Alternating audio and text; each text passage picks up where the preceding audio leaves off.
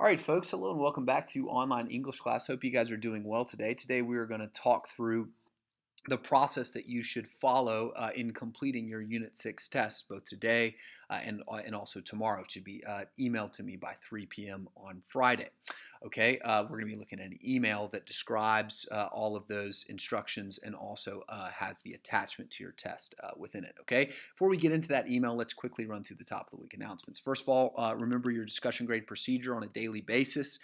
Second of all, make sure that you are remembering to send email confirmation of your completion of all the things that I'm asking you to do. Okay, so some of you guys are really off the bandwagon, right? You've disappeared. You've stopped sending me confirmation emails, and you're getting zero after zero after zero on these relatively easy assignments. All right, completing your OTNs just simply a matter of tuning into the lectures, keeping up with your notes, being disciplined. All right, keeping up with your reading, remembering to send me confirmation that you've read the areas of text that I've told you to read. These are things that you absolutely should not be at peace with yourself if you are not completing. All right, you should not rest until you have rectified some of these missed assignments. Okay, some of you guys, your priorities are clearly just out of order right now. Right, you're placing far too much emphasis on whatever hobby or secondary calling. Maybe it's a part-time job where you're making a little bit of extra money. Okay, all of those kinds of pursuits are absolutely fine, all right, and good for you and should be a part of your life. But if they are disrupting your primary call right now as an adolescent, right, which is to be a student, to be a learner, okay, to be preparing for a productive and thoughtful and worshipful life. If those secondary callings are interrupting that process, then I'm not telling you to quit those things, but I am telling you to make sure that your pursuit of those things are not undermining or subverting your primary call. Okay, so be reasonable about the way that you order your time. Okay, because some of you guys that could have easy A's, easy B's in this class have D's or F's in this class because simply you're not sending me emails, right? Like, come on. Uh, we got this, right? You are smarter than that. You are more responsible than that. You are more disciplined than that. You are capable of making more reasonable choices than that. Okay, but once again, it's a matter of your own freedom. Okay, I can't make you do it, but I can implore you to make a different kind of choice. But in the end, the choice is yours. Okay, so I hope that you will make rational ones as we draw to a close here. Okay, so to that end, you want to make sure that you know what is due on Friday. A test, your Unit 6 test, is going to be a big contributing factor for your quarter 4 grade. All right, if you want to be successful, if you want to pass this class, some of you guys are flirting with that, right? Do you want to pass this class? Well, you're going to have to do some good work on the Unit 6 test. Do you want to get an A in this class? Do you want to get a B in this class? Right? What do you want to go on your academic record? All right. Well, the part of the answer to that question is going to be contingent on the choices that you make in the next few hours. Honestly, okay. Then beyond that, your quarter 4 essay, which is going to be due from May 18th to May 22nd. All right. So you can give that to me either on as early as Monday or as late as Friday, but you need to get that to me before this week is over. All right, so let's go ahead and take a quick look at the email that describes your assignment. All right, so the email basically is addressed to the Honors and Regular English 2 classes. All right, the prompt for the Honors and Regular class is the same. Obviously, the rigor with which I will grade the Honors and Regular essays is very different. All right, a GPA point worth of difference, okay? But you can leave that to me.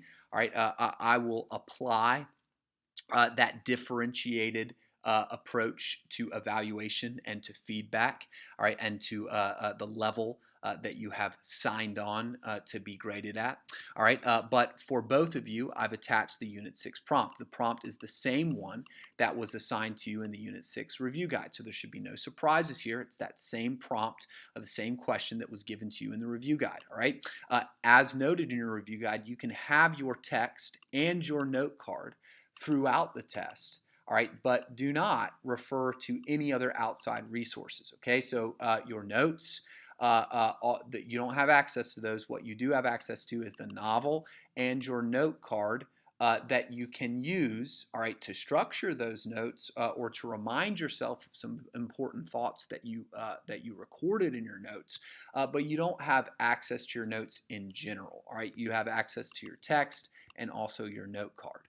Okay, so during the process of completing this essay, you should follow the procedure that is described below. First, watch the YouTube video explaining the test directions. Good job, you're doing that if you're listening to my voice right now. When you're ready to begin working on the test, open the attachment.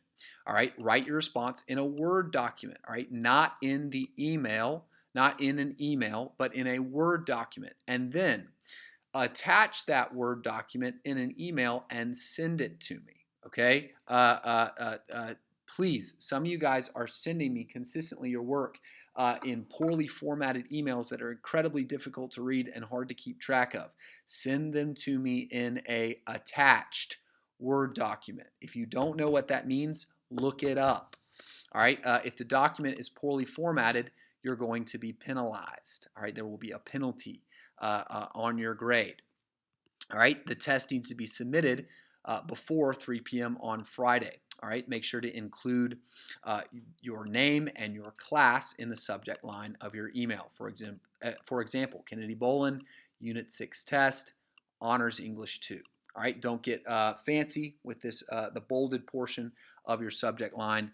It's how I will filter my inbox, so it needs to be exact. All right, so let's open up this attachment really quickly. All right, the basic details here are the same as the basic details offered to you on your Unit 6 review guide. It articulates the fact that this test is an open-ended analysis essay, which means the prompt can be answered using a number of different analytical techniques. Okay, so the assessment is going to evaluate your skill at selecting and organizing textual details. Okay, if you haven't noticed, 1984 is a big novel. There's a lot in it. All right, we talked for days about key portions of the novel, and we didn't even talk about every part of it. All right, so your job as the writer of this essay is to evaluate what parts of the novel are the most important to discuss to defend your thesis statement. Okay, and your skill at selecting and sifting through and pointing out the most important aspects or areas of this novel is part of what is being evaluated. Okay, and the quality of your mastery of the novel is going to be evident in your selection of those key textual details. All right, so if you pull textual details that are not really related to your thesis statement and don't really speak to the theme that you're trying to articulate in your essay, then it's going to be clear to me that you just kind of thumbed through the text, pulled something out of a chapter and tried to make it fit. Okay, as opposed to having a mastery of the novel and selecting evidence that is relevant to your thesis. Okay, so your essay needs to be, as always, well organized, well evidenced, and well written. All right, so you need to write a well-developed essay responding to the following prompt. The prompt is this.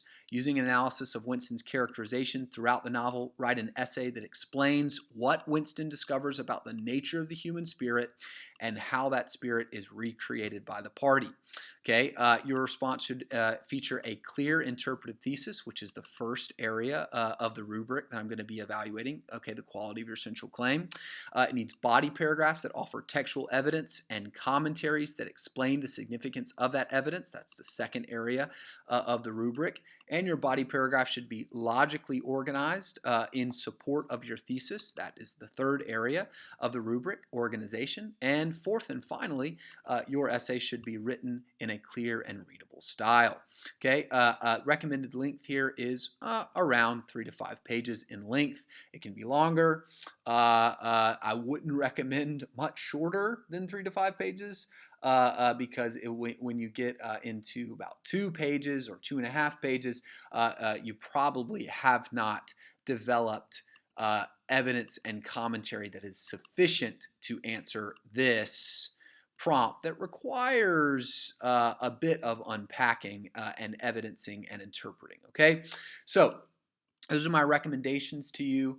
Once again, it's up to you. You can choose how to accomplish this test. You can choose whether or not you want to do this diligently. You can choose whether you want to just do this kind of half-heartedly and just try to get it over with. It's ultimately your choice. You're free.